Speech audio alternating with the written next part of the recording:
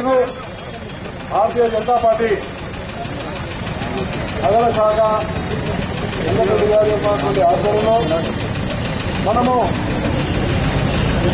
పెంచినటువంటి విద్యుత్ ఛార్జీలకు 9వ తేదీన ఇచ్చినటువంటి బంద్ బిల్ కేసులో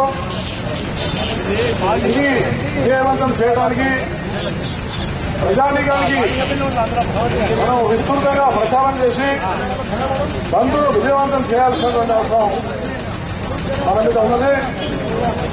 కాబట్టి ఈ రోజున ఈ స్కూటర్ ర్యాలీ ద్వారా మనము రాష్ట్ర ప్రభుత్వాన్ని కూడా మనము హెచ్చరిక చేస్తున్నాము. ప్రభుత్వము ముఖ్యమంత్రి గారు వారు ఏదైతే ప్రకటనలు చేశారో ఈ ఉద్యమం జరుగుతుంటే ముఖ్యమంత్రి గారు 2 ప్రకటనలు చేశారు. ఒక ప్రకటన ఏంటంటే నేను వీటి మీద మా పార్టీలో ఉన్నటువంటి కేంద్ర మంత్రి చిరంజీవి గారు కానీ కాంగ్రెస్ పార్టీ అధ్యక్షులు కానీ గులాం నబీ ఆజాద్ కానీ వాళ్ళందరూ చెప్పిన తర్వాత ఆయన ప్రజలను విశ్వాసంలో తీసుకోకుండా ఆయన 2 ప్రకటనలు చేశారు. మొదటి ప్రకటన ఏంటంటే 200 యూనిట్ల లోపుగా ఉన్నటువంటి వాళ్ళందరికీ నేను కొంత రాయితీ ఇస్తున్నానని చెప్పి ఆయన ప్రకటన చేశారు. అయ్యా కిరణ్ కుమార్ రెడ్డి గారు నేను ప్రశ్నిస్తా ఉన్నాను. ఈ 200 యూనిట్లు అనేటువంటిది గతంలోనే ఉన్నటువంటిది. ఇది ఇవాళ కొత్తగా ఇచ్చింది ఏం లేదా అని కదా రాష్ట్ర ప్రభుత్వము ఒక చేయి నుంచి దొంగతనంగా తీసుకుని ప్రజలను పీడించి ఇంకొక చేయి ద్వారా తన జోలు నింపుకోవడానికి రాష్ట్ర ప్రభుత్వం చేస్తున్నటువంటి ప్రయత్నం తప్ప ముఖ్యమంత్రి గారు అబద్దాలు చెప్పకూడదు.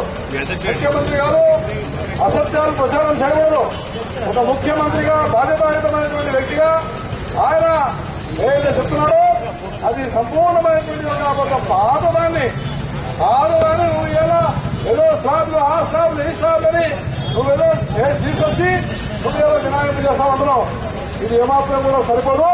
ఇది అనాయతికం. ఇది ముఖ్యమంత్రికి ప్రజాస్వామ్యం మీద ప్రజల మీద విశ్వాసం లేదనేది స్పష్టంగా తెలిసిపోతా ఉన్నది.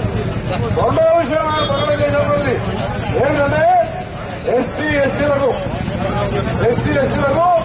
నేను కరెంటు బకాయిలు వేస్తున్నాయో 238 కోట్ల రూపాయలు బకాయిలు వేస్తున్నాయో ఆ బకాయిల్ని నేను మాఫీ చేసి ఆ తర్వాత 50 యూనిట్ల లోపుగా ఉన్నటువంటి వాళ్ళు ఎంతమంది ఉన్నారో వాళ్లకు ఇక మీద కరెంటు ఛార్జీలు ఉన్నాయని ముఖ్యమంత్రి గారు ప్రకటన చేశారు. అయ్యా నేను ముఖ్యమంత్రి గారిని మళ్ళీ గుర్తు చేస్తా ఉన్నా. ఈ స్కీమ్ కూడా గతంలో ఉన్నటువంటి స్కీమ్ అయింది. ఇవాళ కొత్తగా చెప్పిన స్కీమ్ కాదు ఇది. కొత్తగా ఎస్సీ ఎస్టీలకు అని చెప్పి మన ఎస్సీ ఎస్టీలకు ఇస్తున్నారని నేను ఎన్నో వాడుతున్నాను. కాబట్టి ఆయన పోయినటువంటి రోజు పెరిగిపోతున్నటువంటి అప్రతిష్ట ఏదో దాన్ని ఏదో విధంగా పైకి తెచ్చుకోవడానికి ముఖ్యమంత్రి గారు చేస్తున్నటువంటి నాటకం మాత్రమే. ముఖ్యమంత్రి గారు చేస్తున్న కపట నాటకం ఇది. 6,400 కోట్లు ఒకవైపు ఇప్పుడు పెంచుతూ ఇన్ని ఉద్యమాలు జరుగుతుంటే ఎన్ని రకాలైనటువంటి ఆందోళన జరుగుతుంటే ముఖ్యమంత్రి నైతికంగా ఉంటే మా ముందు 6,400 కోట్ల రూపాయల పన్నులు వారని ఎందుకు తెచ్చినావు? 2 అదొకటే కాదు ముఖ్యమంత్రి చేసినటువంటి పని.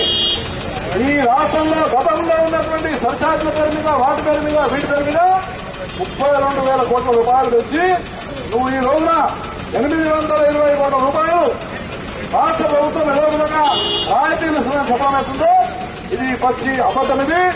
ఇది ఏ రకంగా ప్రజలకు తృప్తికరంగా లేదు. ఏ రకంగా ప్రజలను విశ్వాసంలోకి తీసుకున్నటువంటి పరిస్థితి లేదు. ఆంధ్రప్రదేశ్ అంటే ఆంధ్రప్రదేశ్ విద్యుత్ ఉత్పాదనలో కానీ విద్యుత్ డిస్ట్రిబ్యూషన్ లో కానీ నంబర్ 1 స్టేట్ గా ఉండింది. కానీ ఇవాళ ఆంధ్రప్రదేశ్ 11వ స్థానానికి వెళ్ళిపోయింది. 11వ స్థానానికి వెళ్ళింది. నువ్వు ఇవాళ మీ డిస్కామ్లు వేస్తున్నాయో 4 కంపెనీలు డిస్కామ్ కంపెనీలు వేస్తున్నాయో ఈ 4 డిస్కామ్ కంపెనీలు దేశంలో ఉన్నటువంటి మొత్తము 31 డిస్కామ్ కంపెనీలు ఉన్నాయి. ఆ మొత్తం 31 డిస్కామ్ కంపెనీల మీద రీసెర్చ్ చేసి వాటిని పరిశోధన చేస్తే మన 4 ఈ డిస్కామ్ కంపెనీలు ఇవి దివాళలో ఉన్నాయి.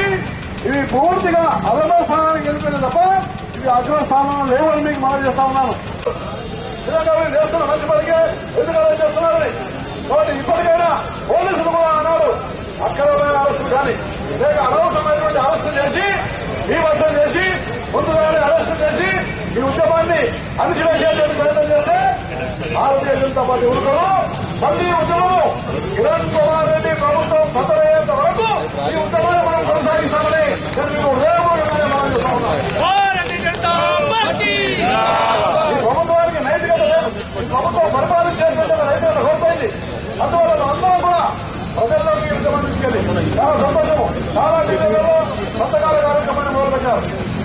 భారతీయ జనతా పార్టీ కార్యకర్తలు పెద్ద ఎత్తున సంతకాల కార్యక్రమాన్ని మొదలుపెట్టారు.